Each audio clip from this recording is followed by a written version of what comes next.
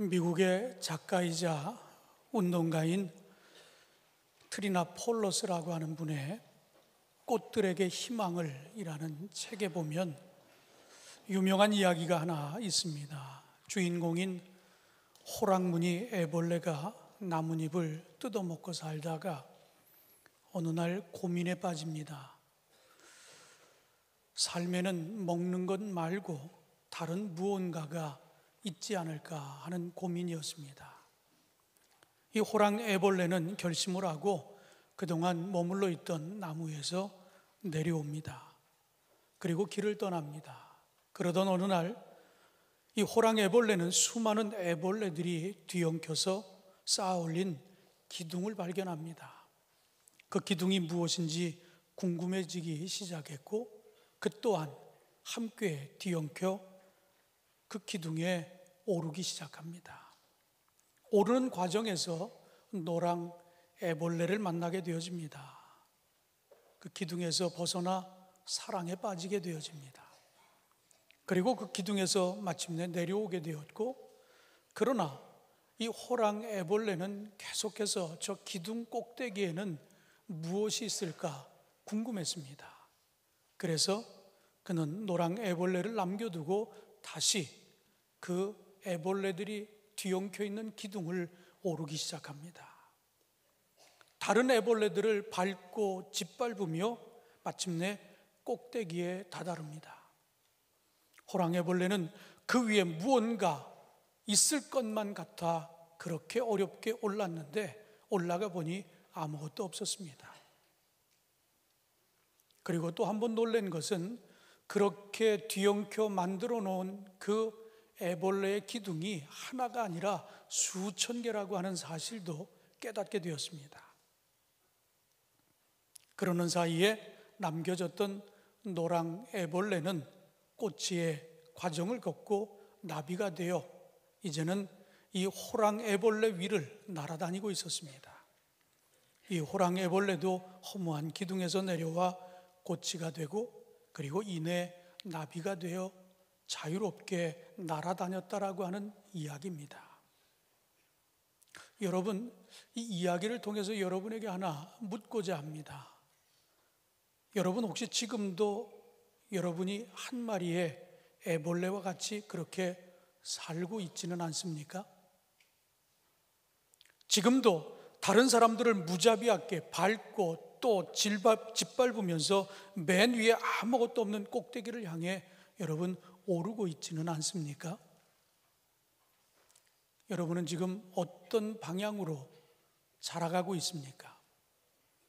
제대로 된 방향으로 가고 있는지 여러분 한번 확인해 보셨습니까?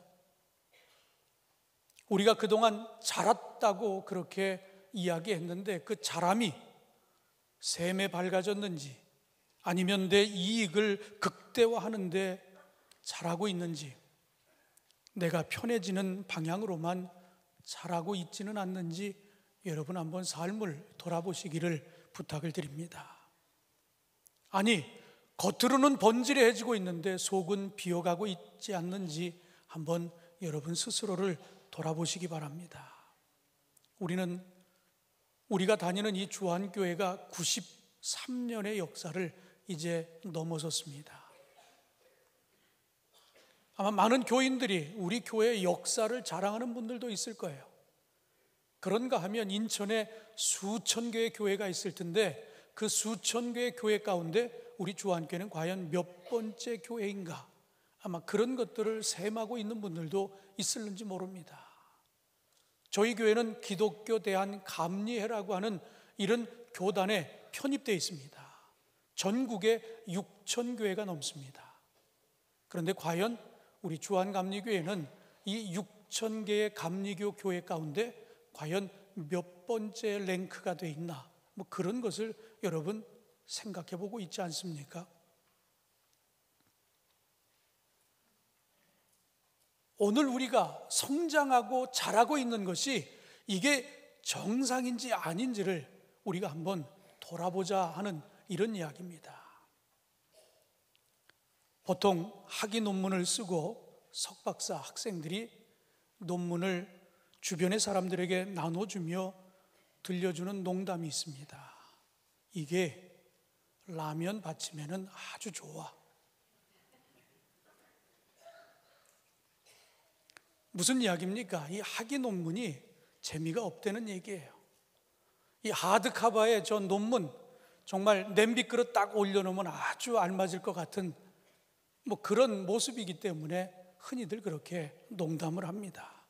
그런데 여러분, 저 논문은 굉장히 공이 들어간 그런 글입니다. 오랫동안 연구해서 만들어낸 결과예요. 우리가 흔히 저런 학문적인, 학술적인 논문들은 누군가가 저 분야에 대해서 저 깊이 들어가기를 원할 때 저런 것들이 때로는 디딤돌이 되고 징검다리가 돼서 더 깊이 갈 수 있는 길을 열어줄 수 있는 그런 아주 소중한 가치가 있는 것들입니다.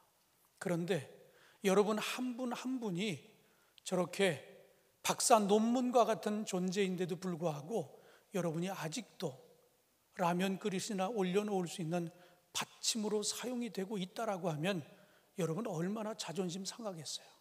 내 가치가 저렇게 높은데 내가 그렇게 쓰임받지 못하고 그냥 여전히 냄비 그릇이나 올려놓을 수 있는 그런 받침대로 내가 그렇게 사용되고 있다라고 하면 얼마나 자존심이 상하겠습니까?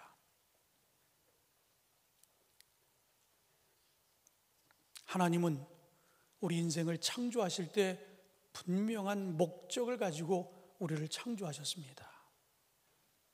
그 목적이 뭡니까?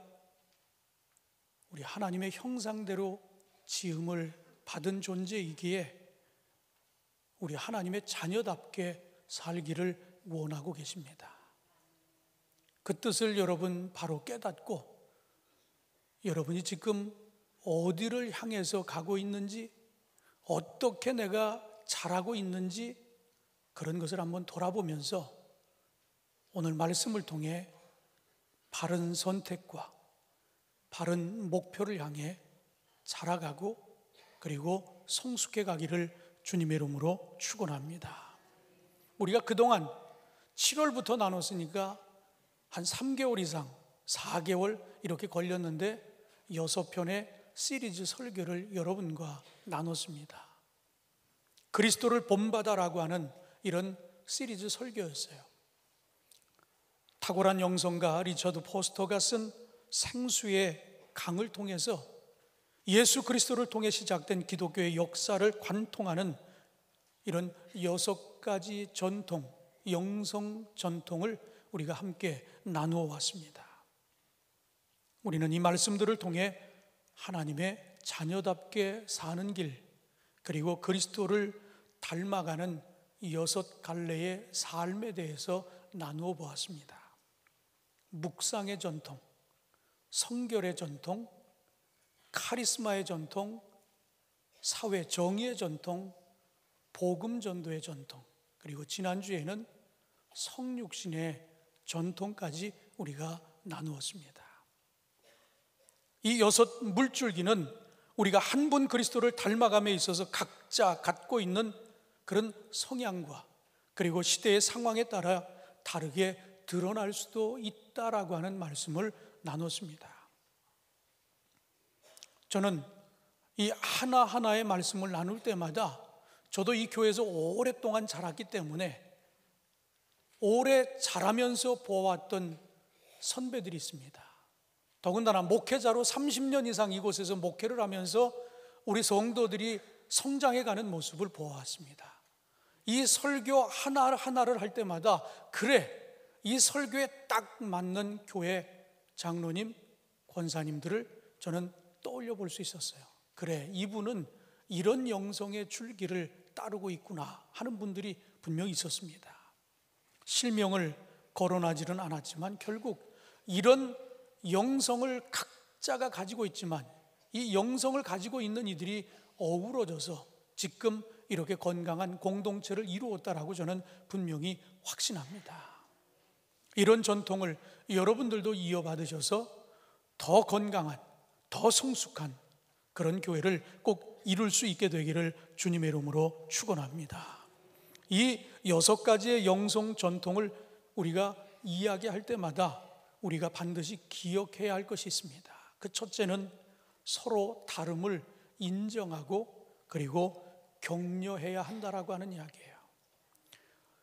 우리가 고린도 전서를 읽어보면서 처음에 만나는 그 화두가 뭡니까? 은사를 가지고 서로 우월감을 나타냅니다.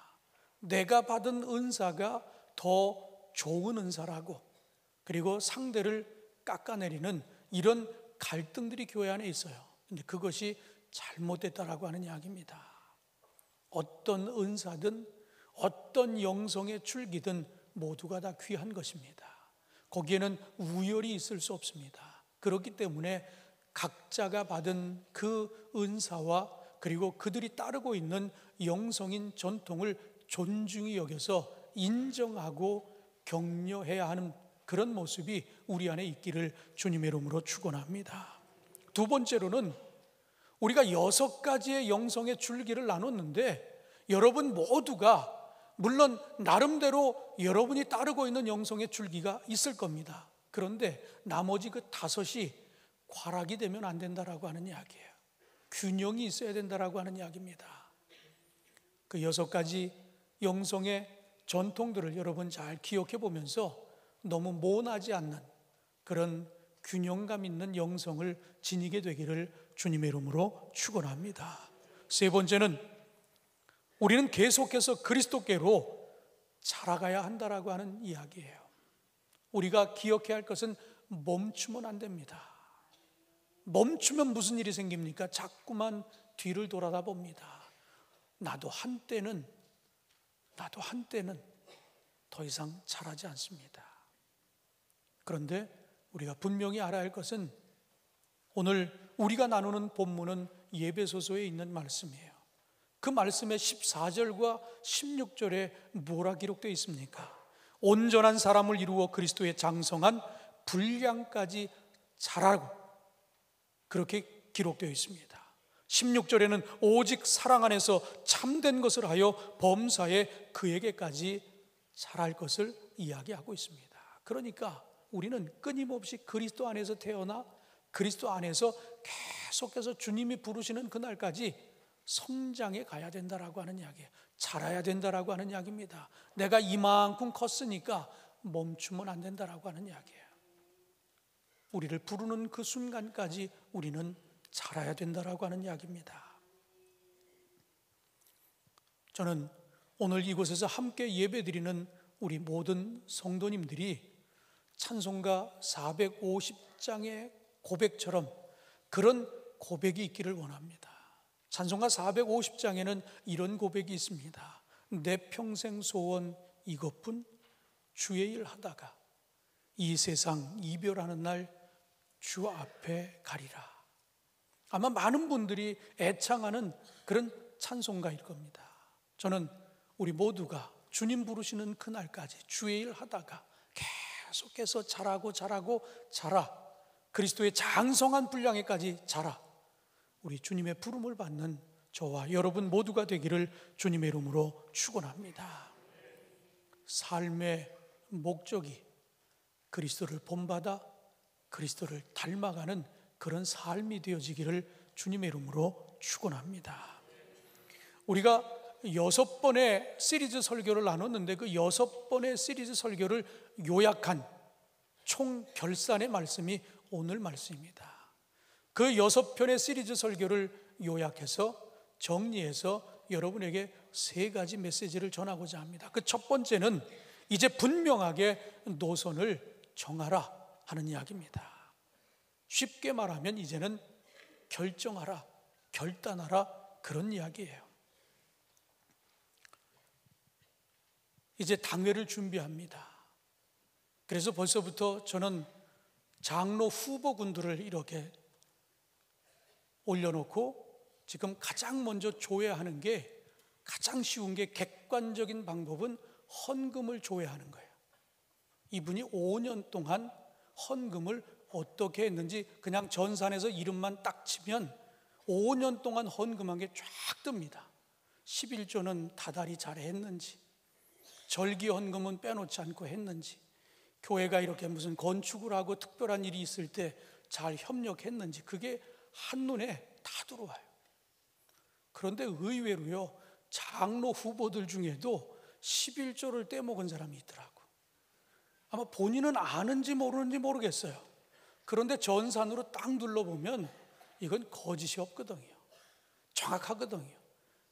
적어도 한 달에 한 번 11조라고 하면 12번은 나와야 되잖아요. 그렇지 않은 경우가 있어요. 어떤 분은 매주 11조를 하는 분도 있어요. 장사하는 분들은 한 주 11조, 한 주 11조에서 매주 하는 분도 있어요. 그러니까 정확한 거예요. 공무원 같으면 아주 틀림없습니다. 날짜도 주일도 틀림없어요. 그런데 그렇게 전산으로 열어보니까 의외의 결과들이 나오더라고요. 장로 후보쯤 되면 이런 것에서는 빈틈이 있으면 안 되거든요. 그런데 권사 후보, 집사 후보 열어보면 엉망이에요. 어떤 분은 집사가 될 때는 11조에서 점수를 받아가지고 11조가 됐어요. 집사가 됐어. 그런데 집사가 되고는 11조 안 해요. 여기 있는 권사들 중에도 의외로 많은 사람들이 권사가 되고는 11조를 안 해요. 다 나오거든요. 그래서 이 사람에게 뭐 역할을 맡기려고 이렇게 좀 이름을 거명하면 일단 그런 조사부터 들어가거든. 그냥 눈에 보이는 것만 가지고 사람에게 일을 맡기는 건 아니거든요. 이분이 이 역할을 했으면 좋겠다 그러면 거기에 합당한지를 사전 조사를 하잖아요. 그래서 다 지금 어느 부서에서 어떻게 일을 하고 있고 속회는 잘 드리는지 아이들은 교회에 잘 나오는지 이게 다 조사가 되잖아요. 그런데 가장 먼저 헌금에서부터 딱 문제가 걸려요. 부인 11조를 하는데 남편 11조는 안 하는 가정도 많고, 둘 다 맞벌이인데 맞벌이면 맞벌이 11조, 이건 저한테 보여주기 위한 게 아니잖아요. 오늘 우리가 얘기하는 건 그리스도를 본받아라고 하는 이런 분명한 이야기를 우리가 나누는데 우리가 누구에게 보여지기 위해서 하는 게 아니잖아요. 하나님 앞에 내가 고백하는 거 아닙니까? 하나님이 내게 이 모든 것들을 허락해 주셔서 내가 이런 삶을 누리고 있는 것 너무너무 감사하다고, 그 감사의 고백, 이 모든 것이 하나님께로부터 왔다라고 하는 그 고백 아닙니까? 여러분, 뭐 헌금에 대한 이야기를 하니까 벌써 여러분 얼굴이 다 일그러져서 눈을 마주치기가 참 어렵네요. 근데 이게 단적으로 하나입니다. 하나를 보면 알 수 있는 거예요. 우리가 아무리 앞에서 뭐 목사님한테 목사님 인사 잘해도요, 이런 거 딱 드러나면 다시 보여요. 다시 보여. 우리가 하나님 앞에서 가릴 게 없잖아요. 하나님 앞에서 숨길 게 없잖아요. 하나님 앞에 하는 심정으로 여러분 그렇게 여러분 신앙생활 하시기를 바랍니다. 제가 왜 이런 말씀을 하는가 하면, 여러분은 지금 뭐 주일도 지키죠. 하여튼 형식적이지만 11조도 하죠. 매주 헌금도 하죠. 그러니까 내가 이 정도만 하면 천국에 들어가는 데는 별 이상이 없겠다, 이런 생각을 하고 예수를 믿는 사람들이 분명히 있어요. 그런 분들을 향해서 이 6편의 설교가 결론적으로 주는 메시지입니다. 우리가 턱걸이에서 천국에 들어갈 것이냐, 아니면 확실하게 그냥 따놓고 어떻게 하면 하나님이 기뻐하실까, 그런 신앙생활을 할 것이냐, 이 둘의 선택입니다. 적당하게 그냥 주일 예배 한번 드리고 그래도 헌금 한번 하고, 이 정도 가지고 내가 이 정도면 그래도 내가 천국에는 갈 수 있겠지라고 하는 이런 정도로 신앙생활을 할 것이냐, 아니면 확실하게 내가 주님 따르겠습니다 하고 주님을 따르겠느냐 하는 이야기예요.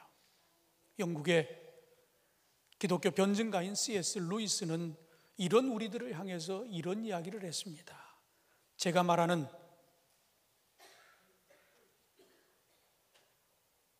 두 가지는, 첫째, 지구 위에 사는 인간은 누구나 일정한 방식으로 행동해야 한다는 기묘한 생각을 가지고 있으며 그 생각을 떨쳐버리지 못한다는 점입니다. 둘째, 그럼에도 불구하고 사실 사람들은 그런 방식으로 행동하지 않는다는 점입니다. 이게 무슨 말인가 하면, 우린 이렇게 살아야 이게 성경적이라는 거 우린 너무나 잘 알아요. 이렇게 사는 게 정말 바르게 사는 거 너무나 잘 알아요. 그런데 문제는 알면서도 행동으로는 그렇게 안 된다라고 하는 그런 걸 지적하고 있는 거예요. 크리스찬이라고 하면 이것이 성경적이다 너무 잘 알아요. 우리가 기도도 해야 되고 성경도 읽어야 되고 좋은 일도 해야 되고 전도도 해야 되고 뭐 봉사도 해야 되고 다 알아요. 그런데 막상 우리 몸이 생활이 그렇게 따르지 않아요. 세상에서 정말 올바른 시민으로 사는 길은 이것이다 우리는 너무나 잘 알아요. 그런데 안 본다고 우리는 그렇게 살지를 못하고 있어요. 그걸 지금 지적하고 있는 겁니다. 그러나 성경은 우리에게 분명하게 이야기합니다. 로마서 1장 20절에 있는 말씀을 통해 창세로부터 그의 보이지 아니하는 것들 곧 그의 영원하신 능력과 신성이 그를 만드신 만물에 분명히 보여 알려졌나니 그러므로 그들이 핑계하지 못할지니라. 이제 핑계거리가 없다는 겁니다. 더 이상 머뭇거리지 말라고. 이미 다 보여줬으니까, 이미 다 알려졌으니까 이제는 분명하게 결정을 하라 하는 이야기입니다. 누구처럼?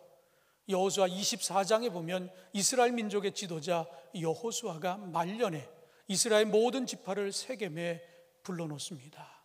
그리고 이렇게 이야기했습니다.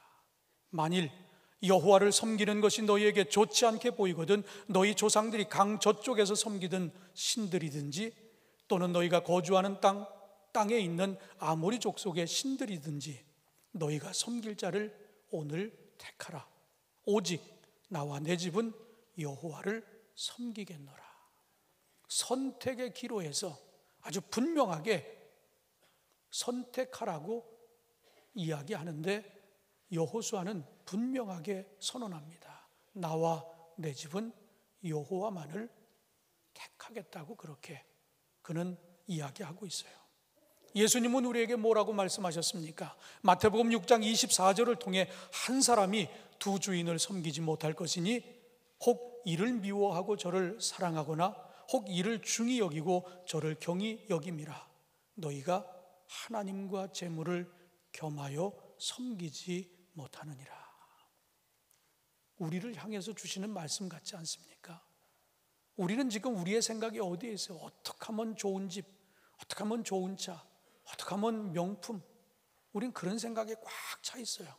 남들이 뭘 가지면 시기하고 나는 저거보다 조금 더 나은 것, 좋은 것 가지려고 그런 생각에 꽉 차 있습니다. 우리 주님은 우리에게 분명히 말씀하셨습니다. 이제는 선택할 때가 됐다고 하는 이야기예요. 이제는 결정하라고 하는 이야기입니다. 좌든 우든 분명하게 선택하라고 말씀하고 계십니다. 사랑하는 성도 여러분, 두 주인을 우리는 섬길 수 없습니다. 그렇다면 이제 여러분 모두 분명한 결정, 우리가 그동안 나눴던 말씀들을 기억하면서 그리스도를 본받기를 원한다고 하면, 하나님의 자녀답게 살기를 원한다고 하면 적당한 수준에 머무르지 마시고 확실하게 우리 주님의 길에 서게 되기를 주님의 이름으로 축원합니다. 14세기 이탈리아의 문학의 정수라고 하는 단테의 신곡에 보면 지옥편에 이런 이야기가 있습니다. 지옥문에 들어선 주인공 단테가 괴성을 지르는 자들을 기이하게 바라보고 있을 때 그를 안내했던 베르길리우스는 이렇게 설명합니다. 저들은 중간지대에 사는 자들이야. 산 것도 아니고 죽은 것도 아니고 신을 모신 것도 아니고 부정하는 것도 아니고 그저 멍하니 하루하루를 보내고 있는 자들이라고 말을 이어갑니다. 이들은 천국에도 지옥에도 들어가지 못하기 때문이지. 아무것도 보이지 않는 눈으로 눈물을 흘리며 오로지 남을 저주만 하고 있지 그냥 못 본 척 하게나. 여러분 아직도 하나님 앞에서 뭔가를 결정하려고 하는데 망설이고 계십니까? 아직도 중간에 좀 좋은 타협점이 있을 것 같다 여러분 망설이고 있는 분들이 있습니까? 하나님께서는 우리를 창조하신 목적을 우리에게 분명히 깨닫게 해주셨습니다. 그렇다면 그 목적이 온전히 이루어질 수 있도록 그리스도를 본받는 것을 삶의 우선 목표로 삼으시기를 주님의 이름으로 축원합니다. 두 번째로, 이제 분명하게 목표를 정하라고 하는 이야기입니다. 우리가 예수님의 길을 따르기로 결심했다고 하면 이제 그 목표지에 대해 더 이상 고민하지 말자 하는 이야기예요. 우리가 이미 이 안에 있다라고 하는 것, 우리가 하나님의 말씀을 듣고 있다라고 하는 것, 우리의 목표가 분명해진 것입니다. 그렇다면 더 이상 고민하지 말자고 하는 이야기예요. 그래서 우리 주님은 그런 우리들을 향해서 오늘 본문의 15절에 이렇게 말씀하십니다. 오직 사랑 안에서 참된 것을 하여 범사에 그에게까지 잘할지라. 그는 머리니 곧 그리스도라. 그렇게 말씀하셨어요. 우리 모두는 태어나고 그리고 또한 자랍니다. 탄생이 곧 우리의 삶의 시작이라는 것이면 자라는 것은 우리의 탄생 이후의 선택의 문제가 아니라 당연히 이루어야 할 다음의 일이라고 하는 사실을 우리는 너무나 잘 알고 있습니다.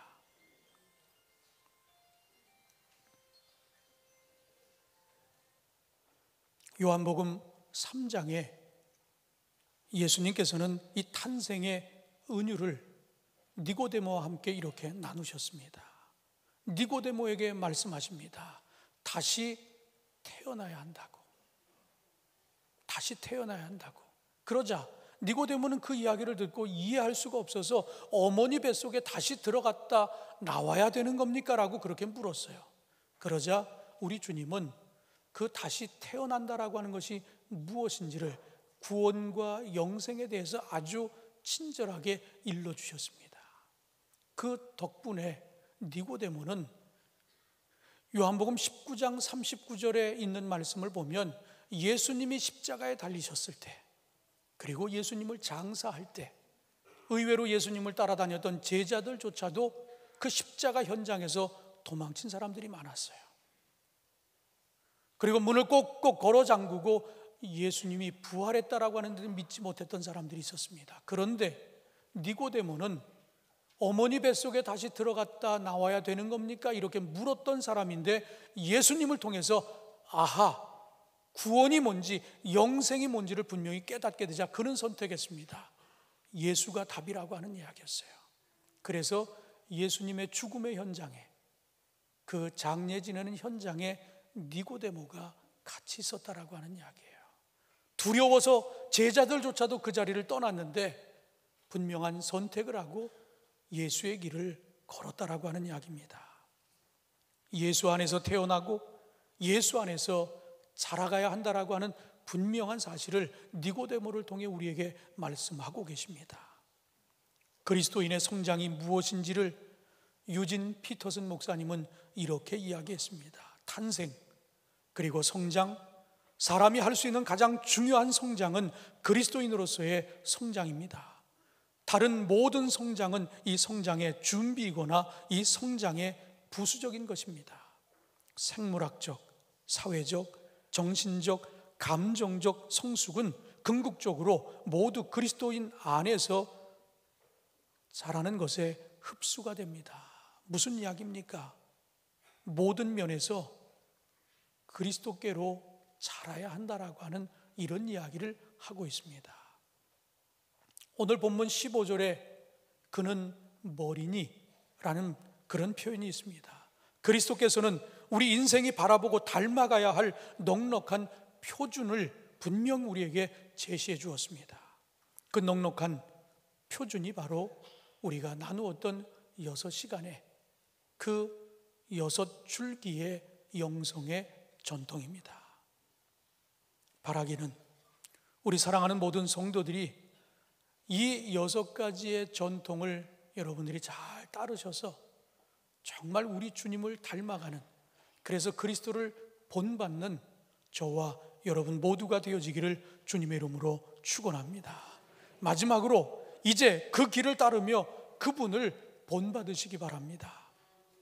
우리 주님은 분명히 말씀하셨어요. 나를 따르라고.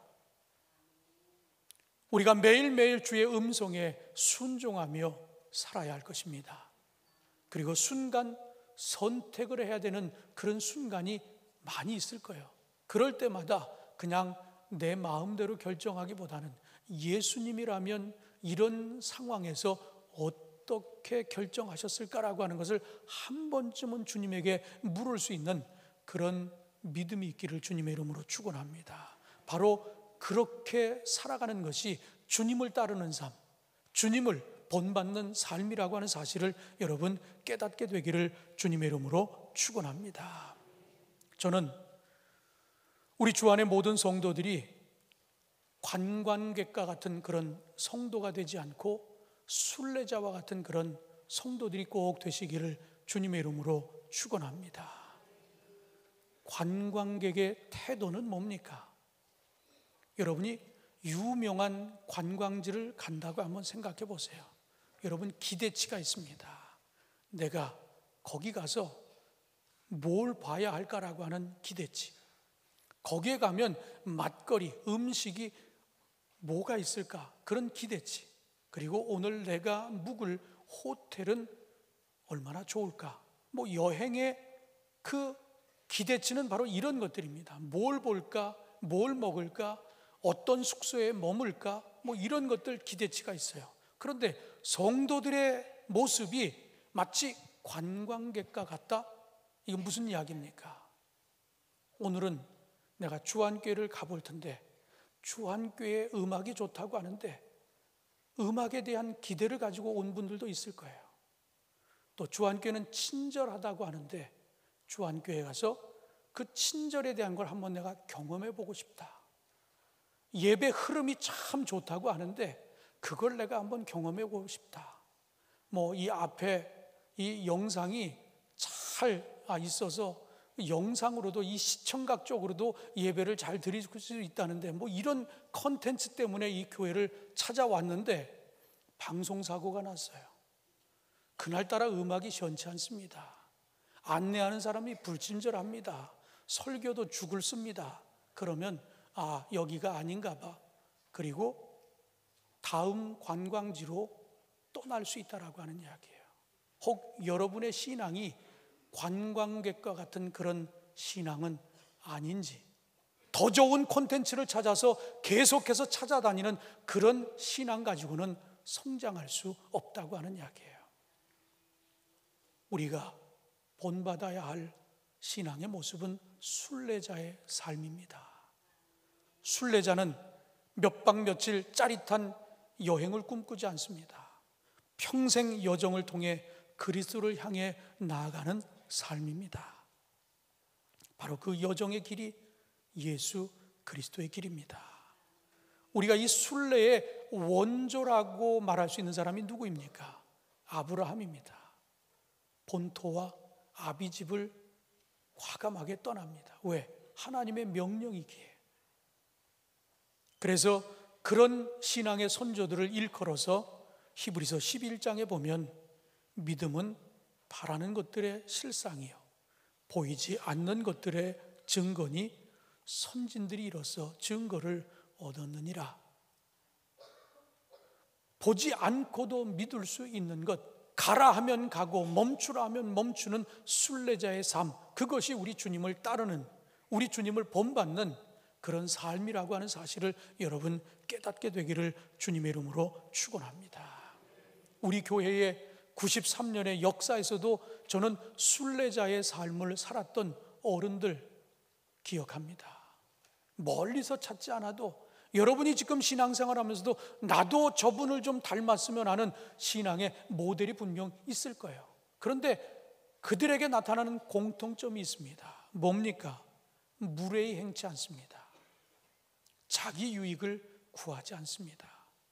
진리와 함께 기뻐하고 모든 것을 참으며 모든 것을 믿는 그런 공통점이 순례자의 삶을 살아가는 이들에게 있음을 여러분 기억하시기 바랍니다. 이제 여러분에게 다시 한번 촉구합니다. 여러분 결단할 때가 되었어요. 분명한 목표가 이제는 우리 앞에 있습니다. 그렇다면 적당한 신앙생활 통해서 턱걸이에서 천국에 들어갈까 말까, 그거 얼마나 불안한 이야기예요. 못 들어가면 어떡합니까? 확실하게 들어갈 수 있도록 이제는 결단하지 않은 이야기예요. 우리 주님을 닮는 삶, 순례자의 삶을 저와 함께 걷게 되기를 주님의 이름으로 축원합니다. 기도하시겠습니다. 하나님 감사합니다. 오늘도 주의 전에 나와 주님을 예배했습니다. 또 말씀하셨습니다. 이제 깨달았습니다. 결단케 하여 주옵소서. 그리고 우리 모든 성도들이 우리에게 보여주신 주님의 길, 그 길을 걷게 하여 주옵소서. 하나님의 자녀다운 삶, 하나님의 주시옵소서. 예수님의 이름으로 기도하옵나이다. 아멘.